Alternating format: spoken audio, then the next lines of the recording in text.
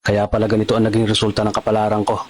Kasi alam ng Diyos na kaya ko. Sa edad kong to, napagod na akong magmadali. Kaya lahat ng ginagawa ko ngayon, ini-enjoy ko na lang. Siguro sa dami na rin ng aking pinagdaanan, napagtanto ko na ang buhay ay mas malawak at mas mahiwaga pa sa mga problemang dumarating sa buhay natin. Tumatanda na tayo, baka sa kakahabol natin sa masagana at maayos na buhay, ay hindi na natin na-enjoy ang buhay. Baka nabubuhay na lang tayo dahil nape-pressure tayo sa sasabihin ng ibang tao.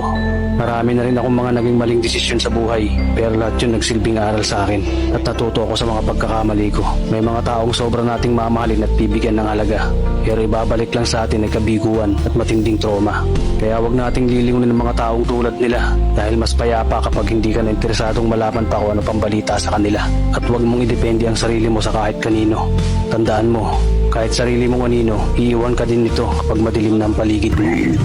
Kailangan natin matutunan na huwag ikumpara ang sarili natin sa iba dahil hindi natin laban ang laban nila. Karera mo to, hindi nila karera. Dahil ang buhay ay hindi naman nasusukat sa kung sino ang mayaman, kundi kung sino ang payapa.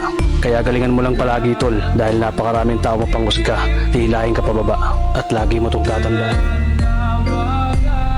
Beats, minutes.